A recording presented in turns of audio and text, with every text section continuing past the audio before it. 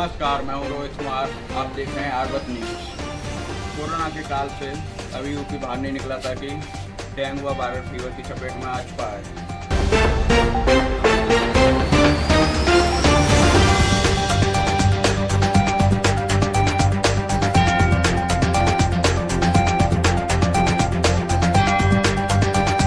Dengue के डंक पर यह खास रिपोर्ट आदित्य कुशवाहा के साथ कल्याण। यूपी में अचानक से बढ़ी मरीजों की संख्या, तो अस्पताल हुए फुल। सबसे पहले तो हम आपके बारे में जानना चाहेंगे। मेरा नाम मयंक राजपूत है, मैं फार्मासिस्ट हूँ जी। और यहाँ तक मुझे पता है कि अभी कल्याण नगर है उत्तर प्रदेश, तो यहाँ पर ओडी खबर आ रही थी कि डेंगू का खतरा बहुत हद तक ज़्यादा बढ़ चुका है, तो उसके बारे में आपके क्या विचार हैं? डेंगू तो बहुत अच्छी कंडीशन में है अभी कि एक्चुअली डेंगू का अभी 90% यहाँ पे प्रकोप फैल चुका है। अच्छा खासा डेंगू है, हर तीसरे पेशेंट को डेंगू है। आप किसी भी फैमिली में देखो डेंगू अच्छा हो चुका है, बहुत अच्छा फैल चुका है। और इसके लिए बचाव है कि पेशेंट को ध्यान रखना चाहिए कि दिन एक तो डेंगू का जो मच्छर है वो दिन में ज़्यादा निकलता है, रात को ज़्यादा नहीं करता है ये। और इस डेंगू जो है कि 3 से 4 फीट की ऊंचाई तक उड़ता है। इसके लिए बचाव ये है कि आपके घर में जहाँ भी पानी इकट्ठा हो रहा है उस पानी को आप खाली करें। कूलर है, आपके फ्लावर पॉट हैं, इन चीज़ों को आप जो पानी इकट्ठा ना हो उस चीज़ में, तो वो चीज़ें बचाव रखना है लोगों को कि फुल स्लीव के कपड़े पहने। कूलर वगैरह हैं उनके पानी ज़्यादा इकट्ठा ना हो, डेली चेंज करें अगर लोग चलाते हैं तो, नहीं तो कोई दिक्कत ही नहीं है उसमें। ठीक है। दूसरा है कि अभी डेंगू इतना फैल चुका है कि देखो डेंगू में क्या है कि दिक्कत इतनी हो जाती है पेशेंट को कि रेयर कंडीशन इतनी हो जाती है कि बचने के चांसेस बहुत कम हो जाते हैं उसमें।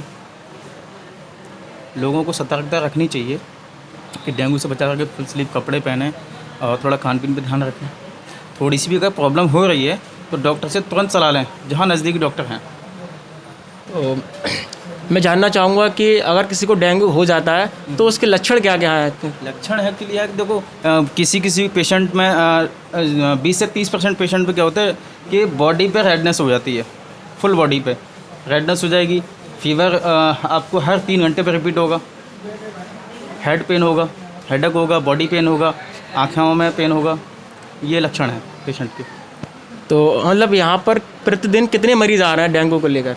समथिंग अपनी बात करूँ तो 25 से 30 पेशेंट कंटिन्यू डेली। मतलब 25 से 30 पेशेंट डेली यहाँ पर आ रहे हैं डेंगू के। तो इसका मतलब डेंगू कई हद तक यहाँ पर पहुँच चुका है, काफ़ी हद तक फैल चुका है। मैं बताया ना आपको 90% डेंगू फैल चुका है सिटी के अंदर।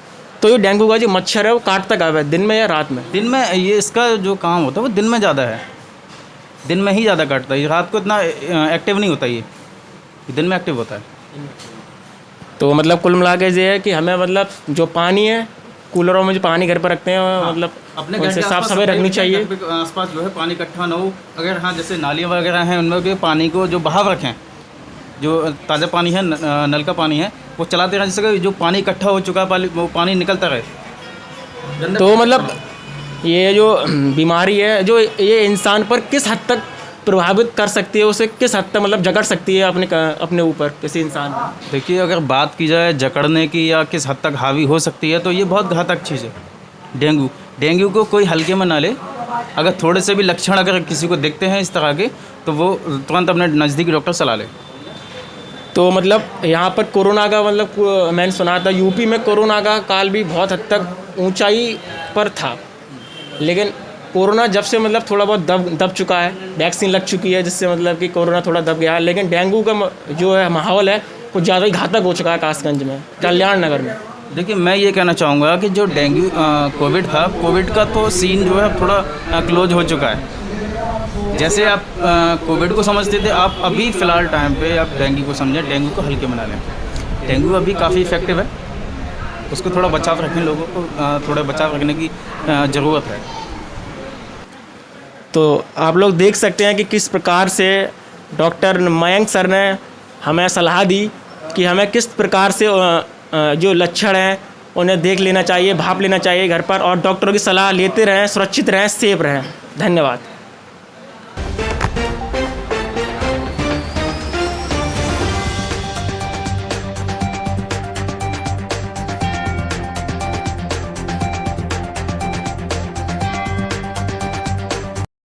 तो अब हम चलते हैं यूपी के जिला कल्याण नगर में, जहां 2022 के विधानसभा चुनाव होने वाले हैं। जनता के मन की बात जानेंगे रिपोर्टर मनीष कुमार के साथ। हाँ, तो मैं आज कल्याण नगर में हूँ, उत्तर प्रदेश। तो मेरे साथ कुछ लोग जुड़े हुए हैं जो कि पब्लिक है हमारे साथ। तो मैं इनसे कुछ सवाल करूँगा। तो आप लोग ये बताइए कि आपको पॉलिटिक्स में इंटरेस्ट है या नहीं? जी सर, बिल्कुल है अभी। यस। तो ऐसे इलेक्शन है यूपी में अभी 2022 में, तो किसकी सरकार आएगी? सर बीजेपी की पूरी उम्मीद है, और अब की बार पहले से और ज़्यादा आएगी, सीट बढ़ के आएंगी हमेशा की तरह। आपका क्या? हाँ, बीजेपी आएगी, बीजेपी पूर्ण बहुमत के साथ आएगी यहाँ पर। अगले सरकार तो ये कह रही है हमारी जो 450 सीट हैं उसमें से हमारी 400 सीट हैं। उनका कहने का तो कुछ नहीं है। उन्होंने पहली बार भी वादे किए थे कि अब रिकॉर्ड तोड़ देंगे, ये कर देंगे, लेकिन पहले कुछ हुआ, कुछ भी नहीं हुआ। उनके वादे सब ये ढकोसले हैं और कुछ नहीं है। पूर्ण बहुमत से बीजेपी आ रही है, और पहले भी आई थी और अब भी आएगी। भारतीय जनता पार्टी बिल्कुल सबका साथ, सबका विकास के साथ है, और हम पूरी उम्मीद के साथ कह रहे हैं कि 22 में बिल्कुल ही भारतीय जनता पार्टी की पूर्ण बहुमत सरकार बनेगी। पूर्ण बहुमत सरकार आएगी, किसी की नहीं आएगी सर, बीजेपी की आएगी, ओनली फॉर। तो आप बताइए, आप पॉलिटिक्स में इंटरेस्ट हो या नहीं? जी सर। तो ये बताइए कि 2022 में जो सरकार आएगी वो किसकी आएगी? भारतीय जनता पार्टी की आएगी। भारतीय जनता पार्टी की आएगी, यानी कि योगी जी आएंगे। तो ये बताइए, जैसे कि 5 साल में जो विकास हुआ है उत्तर प्रदेश में, क्या उससे आप चाहते हो कि वैसा ही विकास हो, उससे बड़ा और बढ़िया विकास हो? सरकार हमारी आएगी और इससे भी बढ़िया विकास होगा। आपका क्या कहना है इस पर? कहना ये है कि देखो, हमने यहाँ तक देखा है, हमने पिछली सरकारें भी देखी, 5 साल सपा की देखी, बसपा भी देखी, लेकिन यहाँ तक मानना है मेरा, मैंने जो देखा है वो, जहाँ तक अब मैं चलता हूँ रोड पे, तो हर जगह विकास ही विकास, नए रोड बन गए, हर जगह तरक्की हो रही है। पहले सपा में लूट डकैती हर जगह चलती थी, लेकिन अब ऐसा कुछ नहीं है। अब हर आदमी स्वतंत्र है, पहले की तरह नहीं है कि भाई जिसकी घर में चोरी हो रही है, कि डकैती पड़ रही है, हत्याएँ हो रही हैं, लेकिन अब ऐसा कुछ भी नहीं है। पूरा इतना बदलाव करके रख दिया है। 5 साल ऐसा ही और चाहिए बीजेपी के लिए, जो आगे के लिए बदलाव आता रहे। हमारी आगे की पीढ़ियां और बदलती रहेंगी। जी जी, आप क्या कहना चाहते हैं? सेम है, सेम ही है। आपका क्या कहना है? मैं तो यही कहूँगा, सरकार हमारी आ रही है और विकास हमारे देख लिए जाएगा। हमारी गाड़ी में बैठ चलाते हैं हम गाड़ी, तो गड्ढा भी एक भी नहीं दिखाई देता। हमारे 4 लेन है हमारी तरफ, एटा से कासगंज जाते हैं, पहले सिंगल था। हमारी सरकार आई है, इसने रोड बनाया है। जैसे कि अभी सिकंदर हाउस से कासगंज के लिए जो हाईवे बन रहा है, उस पर कुछ विचार आपके? अभी बनना है रोड। जी, आपके क्या विचार? हाँ, बिल्कुल बनना है सर। वीआईपी बहुत बढ़िया रोड बनना है। 2 लेन था, 4 लेन हो गया है हमारी तरफ। कासगंज एकदम चमन हो गया है, लाजवाब। जैसे कि अभी आपने देखा होगा कासगंज में, यानी कि कल्याण नगर में, अभी लोग जो हैं, सपा के लोग हैं जो धरना दे रहे हैं। मतलब किस लिए धरना दे रहे हैं वो सर, धरना क्या है, ऐसा है कि वो जो अभी कई वो लक्ष्मीपुर कांड हुआ था, उस वजह से अखिलेश जी को गिरफ्तार कर लिया गया था, उसके विपक्ष में धरना दी जा रही है। और कुछ नहीं है सर, बेफजूल का टाइम बर्बाद कर रहे हैं, और कुछ नहीं। जनताओं को परेशानी हो रही है, जगह जगह रोड जाम कर देते हैं, कहीं निकलने नहीं देते हैं। तो ऐसा ही है सर, बदला पूरा करके रख दिया बेकार। सेम। मैं तो ये कहूँगा कि उसमें किसान कोई नहीं है, किसान लोग तो आराम से रह रहे हैं, उनके लिए बेनिफिट है। डायरेक्ट बिकेगा धान और डायरेक्ट पैसे मिलेंगे उनके लिए। जी तो सब अफवाह है, कुछ नहीं है। ये सब वही लोग हैं, बदमाशी कर रहे हैं आपस के, बनाए चढ़ाई वाली बात है, कुछ नहीं है।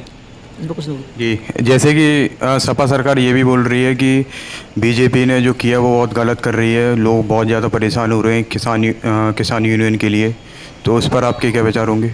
सर विचार ये हैं कि हमको एक आदमी ऐसा लेके आइए कि वो जो कहे किसान कि हम परेशान हैं, जो पहले सही थे अब परेशान है, कि बीजेपी की पार्टी में आकर हम परेशान हैं। एक भी बंदा नहीं मिलेगा। हम भी किसान हैं, हम भी बिलोंग करते हैं किसान से, हमारा परिवार भी किसान है। किसान तो कोई परेशान नहीं है, वो नेता होते हैं, वो परेशान है खाली बस। किसान तो अपने खेतों में लगा हुआ है। अब किसान कोई है ही नहीं, किसान होगा वो अपने कर रहा है जो कर रहा है। किसान इसमें सब वैसे ही लोग हैं, वैसे ही अफवाह चल रही है, कुछ नहीं है इसमें। बहुत बहुत धन्यवाद। और मतलब जैसे कि 2022 में मतलब अभी भी चेयरमैन के इलेक्शन हुए थे कासगंज उत्तर प्रदेश में, सुना था बीजेपी की सरकार वहाँ से बहुत बुरी तरह से आ रही थी। तो वही तो पहले भी कहा था कि बीजेपी की अभी ऐसा, तो कुछ निकाय चुनाव में जो होता है उसमें अंतर पड़ जाता है, क्यों जनताओं का अंतर पड़ जाता है। विपक्ष में जितना प्रेशर रहता है कि भाई गलत फहमियाँ एक दूसरे के इतनी भर जाती हैं, जो आदमी का रिजल्ट उल्टा आ जाता है। लेकिन अब ऐसा बिल्कुल ही नहीं होगा। सब समझदार हैं, हमारी जनता बिल्कुल पहले की वो नहीं है बेवकूफ़ आदमी समझता है कि बेवकूफ़ है। आप समझदार जनता बिल्कुल सब न्याय करेगी अपने हिसाब से। अब की बार भाजपा का चेयरमैन बनेगा हमारे यहाँ। बीजेपी सरकार आएगी जबर फिर भी। हाँ, तो मैं आ चुका हूँ कासगंज की मार्केट में। तो यहाँ जो लोग बैठे हुए हैं दुकान वाले, तो उनसे कुछ क्वेश्चन करता हूँ मैं। तो आपका क्या नाम है? मनोज कुमार जी। मनोज कुमारी। जैसे कि अभी आप देख रहे होंगे योगी सरकार चल रही है, तो यानी कि आपको पहले तो ये बताइए कि आपको पॉलिटिक्स में इंटरेस्ट है या नहीं? हाँ बिल्कुल है, क्यों नहीं है। तो जैसे कि 2022 में इलेक्शन है, सपा बोल रही है कि मैं जीतूंगा, बीजेपी बोल रही है मैं जीतूंगा, तो आप ये बता सकते हो मैं 2022 में किसकी सरकार आएगी? 2022 में जो सरकार आएगी आदित्यनाथ योगी जी की आएगी। बाकी कहने वाले सारे लोग कहते हैं, उनसे क्या है, हमें उन चीज़ों से हमको इंटरेस्ट नहीं है। आदित्यनाथ योगी जी ही मुख्यमंत्री बनेंगे दोबारा से, ये हमारी कहना होता है आपसे। और जैसे कि आपने देखा ही होगा, मतलब सरकार इतने अच्छे काम कर रही है, तो अगर योगी जी की सरकार आती है तो आगे जाकर आप कैसा देखना चाहेंगे अपने उत्तर प्रदेश को? अपने उत्तर प्रदेश को उज्जवल भविष्य के अधिकार में देखना चाहेंगे, उसको पूरी तरह से हर जनता को अपनी सब सुविधा का वो मिले, प्रावधान मिले, सब चीज़ मिले। इन्हीं चीज़ों से आगे तरक्की होगी देश की अपने। जैसे कि योगी सरकार में अभी फ़िलहाल पेट्रोल है और ये ऑयल है खाना बनाने वाला, इसके जो दाम बढ़ रहे हैं, क्या आप उससे संतुष्ट हो या नहीं? हाँ, उसके मैं थोड़ा संतुष्ट नहीं हूँ। योगी आदित्यनाथ योगी जी से कहना चाहूँगा, यूपी में जीएसटी के माध्यम से थोड़ा सा इसका कंसेशन किया जाए और इस पर विचार किया जाए, बैठक बैठाई जाए कि इतना महंगा पेट्रोल 101 रुपये लीटर हो गया इस समय, उसका भाव को लिए थोड़ा देखते हुए हर चीज़ पे महंगाई बढ़ रही है। इसके आधार पे ट्रांसपोर्टों पे, सब चीज़ों पे, इन चीज़ों पे, ट्रांसपोर्टों पे महंगाई जो चल रही है, आदमी थोड़ा सा दिक्कत में आएगा, परेशानी में आएगा और हर चीज़ महंगी होगी इस चीज़ों से।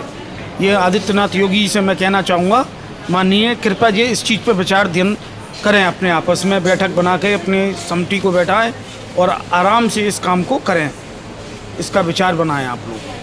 तो अगर 2022 में योगी जी की सरकार आई तो आप मतलब जैसे कि हमारे यहाँ की शिक्षा पर बहुत ज़्यादा अच्छा रहा है मैटर, तो आप क्या कहना चाहोगे शिक्षा से? मतलब ये यूपी में शिक्षा के माध्यम से बहुत अच्छा मार्क हुआ है, लेकिन थोड़ा सा ने उनको भी ये सोचना चाहिए, स्कूल खोले जाएं, बच्चे फिर भी घर में बैठे बैठे परेशान हो रहे हैं। और ठीक है, महामारी का समय है, इसको भी कंट्रोल में रखते हुए थोड़ा सा स्कूल में एक दिन छोड़ के एक दिन करके क्लासेस खोली जाए, तो ऐसी बात नहीं है बच्चे नहीं पढ़ेंगे। थोड़ा सा ने बच्चों में जो फ्री माइंड हो गया है, वो तो यही चाहते हैं स्कूल बंद रहे, उसको खोला जाए। एक दिन छोड़ के एक दिन तो ये मालूम पड़ता रहेगा किसी तरह से, जिससे कि आपकी सरकार में कितना प्रोग्रेस हो रहा है, कितना प्रोग्रेस नहीं हुआ है।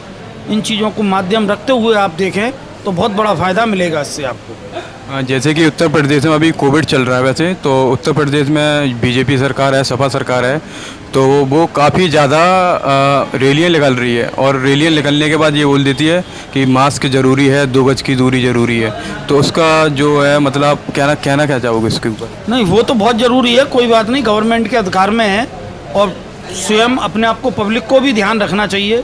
ये बीमारी कोई लोग तो फैला नहीं रहे, ये जो आई हुई जैनों की महामारी है एक तरह से, इससे बचना चाहिए, इसमें कोई बुराई वाली बात नहीं है। और मास्क लगा के रखना चाहिए आदमी को, कोई बुराई नहीं है इसमें। जैसे कि कोविड चल रहा है तो लोग बोल रहे हैं कि ये पॉलिटिक्स कर रहे हैं। नहीं, इसमें कोई पॉलिटिक्स नहीं है। कोविड चल रहा है, कोई ये योगी जी, आदित्यनाथ योगी जी थोड़ी फैला रहे हैं यूपी में आके, घर घर आके कोविड फैला रहे हैं। बीमार तो आदमी स्वतः ही पड़ रहा है, इस बात को तो खुद उसको सोचना चाहिए कि मैं क्यों बीमार पड़ रहा हूँ। तो जब पब्लिक में अधिक बैठ रहा है, उठ रहा है, तो इसीलिए बीमार पड़ रहा है वो। तो इसलिए इन चीज़ों पर गौर नहीं करना चाहिए और अपने आप को सेफ रखना चाहिए। आप मास्क लगा के रहें, सैनिटाइजर करके रहें, कोई दिक्कत नहीं है, आपको परेशानी नहीं होगी। और आप एक दूसरे से बचाव रखें, अपने आप से 2 गज की दूरी बना के रखें। देश में ऐसे ही थोड़ी नारा दिया है कि 2 गज की दूरी बना के रखें। सब लोग होशियार आदमी हैं, सभी लोग, सब डिवीज़न बैठा पूरा यूपी का और तुम्हारी केंद्र का, सरकार का, सभी लोगों का, इन लोगों ने कहा है आपसे, तो ऐसे ही थोड़ी कहा है। इन चीज़ों से बचाव रखें आप। जैसे कि अभी उत्तर प्रदेश मतलब अलीगढ़ में एक रैली हुई थी जिसमें सीएम और पीएम दोनों आए हुए थे, तो कासगंज में भी काफ़ी ज़्यादा बीमारी हो रही है। तो आपको क्या लगता है कि योगी और पीएम को, आप योगी जी को और नरेंद्र मोदी जी को कासगंज में आकर भी देखना चाहिए था? नहीं, हाँ, थोड़ा सा कासगंज आ सकते थे, पीएम साहब जी आ सकते थे, लेकिन टाइम की बाउंडेशन की वजह से इसलिए आना नहीं हो पाया। लेकिन हम उन सरकार का सम्मान करते हैं आभारी रहते हैं कि चलो कम से कम अतरौली तक, अलीगढ़ तक आए तो सही। कम से कम क्षेत्र तो उनको पता ही है, यूपी में कासगंज भी है डिस्ट्रिक्ट है, काशीराम नगर भी है, दोनों बातें हैं। तो कोई बात नहीं, इस बात से हम कोई वो नहीं करते माइंड, और बढ़िया तरीके से सरकार के लिए वोट देने के लिए सक्षम है और हर तरह से वोट देंगे उनको। जैसे कि अभी गोरखपुर में अभी रैली हुई थी, सीएम योगी आदित्यनाथ वहीं पे थे, तो उन्होंने बोला था कि हमारे 5 साल में कहीं भी उत्तर प्रदेश में कोई धर्म और जाति को लेकर दंगा नहीं हुआ। तो क्या आप उस पर थोड़ा सा अपना विचार रख सकते हैं? नहीं, धर्म जाति का तो कोई दंगा हुआ ही नहीं है अभी तक। आदमी कर देता है वो धर्म जाति का, आपस में बैठने के बाद कि इससे लड़ाई हो गई तो उसने धर्म को अपना लिया, उसने अपने धर्म को, तो 2 गुट मिल के आपस में हो जाते हैं। इन चीज़ों से कुछ नहीं है, कोई कहने वाली बात नहीं है इसमें। जी बहुत बहुत धन्यवाद आपका। Thank you. अब हम चलते हैं बॉलीवुड न्यूज़ की तरफ। आर्यन खान, जिन्हें एनसीबी ने अपनी हिरासत में ले रखा है ड्रग्स के इस मामले में। आर्यन की गिरफ्तारी के बाद सोशल मीडिया पर लगातार लोगों के रिएक्शन आ रहे हैं। कोई शाहरुख खान को गाली दे रहा है तो कोई मीम्स बना रहा है। कुछ लोग तो ऐसे हैं जो शाहरुख खान को सपोर्ट कर रहे हैं, कुछ शाहरुख खान के फैंस तो कुछ बॉलीवुड सेलिब्रिटीज़ हैं। हमारे साथ जुड़ चुकी हैं रिपोर्टर तान्या रंजन। स्वागत है आपका आर्यावर्त न्यूज पे और मैं आपकी एंटरटेनमेंट रिपोर्टर तान्या हाजिर हूँ एंटरटेनमेंट फील्ड की कुछ बेहतरीन, शॉकिंग और इंटरेस्टिंग खबरों के साथ। आज मैं आपको बताऊंगी बॉलीवुड की कुछ चौंका देने वाली और कुछ बहुत ही इंटरेस्टिंग खबरों के बारे में, और इसके साथ ही पूछूंगी हमारे कुछ स्पेशल गेस्ट से उनकी राय कि वो बॉलीवुड और बॉलीवुड के स्टार्स के बारे में क्या सोचते हैं। जब भी जिक्र आता है किंग नाम का तो लोगों के जहन में सिर्फ एक नाम आता है और वो होता है किंग खान का। किंग खान से भी अगर आप नहीं समझे तो आप बॉलीवुड के दीवाने हो ही नहीं सकते, क्योंकि कोई भी अगर बॉलीवुड का दीवाना होगा तो वो किंग खान से बेहद ही अच्छी तरह से परिचित होगा। जी हाँ, किंग खान का मतलब है यानी Shahrukh Khan, king of romance Shahrukh Khan. Shahrukh Khan पिछले करीब 2 सालों से बड़े पर्दे पर नजर नहीं आए और उनकी ना ही कोई फिल्म रिलीज हुई है। उनकी आखिरी फिल्म जीरो थी जिसमें उनके साथ अनुष्का शर्मा, कैटरीना कैफ उनके साथ इस फिल्म में काम कर रही थी। इस फिल्म को डायरेक्ट किया था आनंद एल राय ने, लेकिन ये फिल्म बॉक्स ऑफिस पर फ्लॉप गई और कुछ अच्छा कमाल नहीं दिखा सकी। जैसा कि इस फिल्म से उम्मीद की जा रही थी कि इसमें बड़े स्टार्स हैं तो ये अच्छी कमाई करेगी, ये फिल्म तो इसका जो बजट था उतनी भी कमाई नहीं कर सकी। अब अनुमान लगाया जा रहा है कि शाहरुख खान 2022 के अंत तक 2 बड़ी फिल्में लेकर आ सकते हैं, और ये फिल्में हैं एक पठान और दूसरी लायन। ये दोनों फिल्में उनकी बहुत ही खास फिल्में होने वाली हैं और उनके फैंस इन फिल्मों को लेकर बहुत ही एक्साइटेड हैं, और एक्साइटेड हों भी क्यों नहीं, आखिर 2 साल बाद किंग खान बॉलीवुड की फिल्मों को एक बार फिर से बॉलीवुड की फिल्मों में नजर आएंगे। जो शाहरुख खान की फिल्म होगी पठान, उसमें वो दीपिका पादुकोण के साथ काम करते नजर आएंगे, और उनकी इस फिल्म को डायरेक्ट कर रहे हैं एक्शन डायरेक्टर सिद्धार्थ आनंद।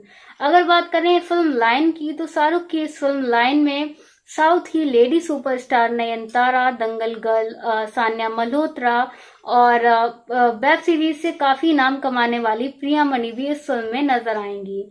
शाहरुख की इस दूसरी फिल्म लायन को डायरेक्ट कर रहे हैं साउथ के बेहतरीन और फेमस डायरेक्टर एटली कुमार। शाहरुख की कौन सी फिल्म इन दोनों फिल्मों में से ज्यादा हिट होगी ये कह पाना तो बहुत ही मुश्किल है, लेकिन अभी जैसा कि एक नया मामला सामने आया है, शाहरुख खान के बेटे आर्यन खान को एनसीबी ने गिरफ्तार किया है और वो ड्रग्स के मामले में एक्यूज है, लेकिन इस बात की अभी तक कोई क्लियर कंफर्मेशन नहीं है कि वो उनकी इस चीज में गलती थी या नहीं थी, लेकिन इस पर अभी भी काफी सर्चेस चल रहे हैं। लेकिन इससे शाहरुख खान की इमेज को बहुत ही बड़ा झटका लगा है और लोग कई प्रकार की बातें शाहरुख खान के बारे में बोल रहे हैं। शाहरुख खान को अपनी फिल्म पठान के गाने के लिए स्पेन जाना था 10 अक्टूबर को, लेकिन इस इंसिडेंस की वजह से वो वहां पर नहीं जा पाए हैं और अब वो शूट उन्होंने अपना कैंसिल कर दिया है और अब वो अपने बेटे आर्यन को छुड़ाने की जद्दोजहद में लगे हुए हैं। कहीं सोशल मीडिया पर कहीं कोई शाहरुख को भला बुरा कह रहा है कि शाहरुख खान की गलती थी कि उन्होंने अपने बेटे को अच्छी परवरिश नहीं दी, तो कहीं आर्यन को कोई ब्लेम कर रहा है कि आर्यन ने अपने बाप की इज्जत मिट्टी में मिला दी। खैर, हमारे साथ यहाँ पर 2 गेस्ट मौजूद हैं और हम उनसे पूछेंगे कि उनकी इन विषयों के बारे में क्या राय है। तो पूछते हैं हमारे गेस्ट से। Hello sir. हेलो सर, जैसे कि आप जानते हैं शाहरुख खान की 2 साल के बाद फिल्म आ रही है, एक पठान और एक लायन, तो आप किस फिल्म के लिए ज्यादा एक्साइटेड हैं? मैं पठान के लिए ज़्यादा एक्साइटेड हूँ। आप पठान के लिए ही ज्यादा एक्साइटेड क्यों हैं? उसकी कोई खास वजह? क्योंकि मैं एक्शन फिल्म का शौक रखता हूँ और उसे सिद्धार्थ आनंद जी डायरेक्ट कर रहे हैं जी। तो मेरे हिसाब से वो एक्शन फिल्म ही होगी जो मुझे बहुत पसंद है, इसलिए मैं पठान के लिए ज्यादा एक्साइटेड हूँ। फिल्म की एक्ट्रेस दीपिका के बारे में आपका क्या कहना है? दीपिका भी बॉलीवुड की बहुत ही बेहतरीन अभिनेत्रियों में से एक हैं, तो उनके बारे में आपका क्या कहना है? जी हाँ, मैं दीपिका पादुकोण का स्टार्टिंग से ही बहुत बड़ा फैन हूँ। उनकी पहली फिल्म 2007 में ओम शांति ओम आई थी, तब से लेकर अभी तक मैंने उनकी कोई भी फिल्म मिस नहीं की है और मैं कोई भी फिल्म उनकी मिस नहीं करता हूँ। इस वजह से भी मैं ये फिल्म देखना चाहूँगा। जी जी, तो जैसा कि आप देख रहे हैं कि उनके काफी फैंस हैं दीपिका और सलमान के। वेल सर, आपका उस एक नए इंसिडेंस के बारे में क्या कहना है कि जैसे कि आपको पता चला होगा कि शाहरुख खान के बेटे का जो केस चल रहा है, तो आपको क्या लगता है कि उसमें किसकी गलती है, शाहरुख खान की परवरिश की या फिर उनके बेटे की? नहीं, अब किसी की परवरिश को हम दोष नहीं दे सकते। मेरे हिसाब से अभी वो आर्यन खान भी एक्यूज्ड है, अभी गिल्टी नहीं है, तो अभी हम कुछ कह नहीं सकते। लेकिन अगर वो गिल्टी भी निकलता है तो हम शाहरुख खान को डिफेम नहीं कर सकते हैं इसके लिए। जी जी, बिल्कुल सही कहा। हमारे साथ एक और गेस्ट मौजूद हैं, हम उनसे भी जानेंगे कि उनकी क्या राय है इन मामलों के बारे में। तो hello sir. Hello. Hello sir. Hello. Sir, आपका क्या मानना है ये जो मतलब केस हुआ है उनके बेटे आर्यन खान का? एनसीबी ने उन्हें 2 दिन रिमांड पे भी रखा और अब खबर आ रही है कि वो 7 अक्टूबर तक एनसीबी के रिमांड पे हैं, तो मतलब आपका क्या बोलना है इस बारे में? देखिए, मेरा तो ये कहना है कि गलती दोनों लोगों की है। पहली बात तो क्योंकि बॉलीवुड में ड्रग्स का पहले ही चलता था, अभी वो रिया चक्रवर्ती का हुआ था, तो कहीं ना कहीं इस वजह से उन्हें वही परवरिश मिल रही है। और दूसरी वजह से वो खुद अब बड़े हो गए हैं, उन्हें खुद समझना चाहिए कि ये ऐसा नहीं करना चाहिए है, उनकी रिपुटेशन पे दाग लगेगा। तो अभी देखिए, जब तक कोई रिजल्ट सामने नहीं आता है तो ये भी नहीं कह सकते हैं कि उसकी गलती है, पहले तो पता चले। तो सर, क्या आप शाहरुख खान के फैन हैं? जी हाँ, हैं। अच्छा, तो जैसा कि आप शाहरुख खान बहुत ही लंबे इंतजार के बाद, करीब 2 साल के बाद एक अपनी फिल्म 2 फिल्मों के साथ आ रहे हैं, तो आप उन पे क्या बोलना चाहेंगे? देखिए, अभी उनकी जो लास्ट फिल्म थी जीरो, वो ज़्यादा अच्छी नहीं थी, तो ये अभी जो फिल्म आ रही हैं ये देखने लायक होंगी कि कुछ इम्प्रूव हुआ है, मतलब अच्छा आएगा शायद फैंस के लिए, तो देखेंगे। अच्छा, तो आप मतलब दीपिका और शाहरुख की पठान देखना पसंद करेंगे या फिर शाहरुख और नयनतारा और भी एक्ट्रेस की लायन? देखिए, पठान ही देखना पसंद करेंगे हम भी। ओके, तो चलिए आज के वीडियो में बस इतना ही। मैं फिर वापस आऊंगी बॉलीवुड और एंटरटेनमेंट फील्ड से जुड़ी हुई काफी इंटरेस्टिंग और शॉकिंग खबरों के साथ। आज के लिए इतना ही, मिलते हैं फिर अगले वीडियो में। Bye bye.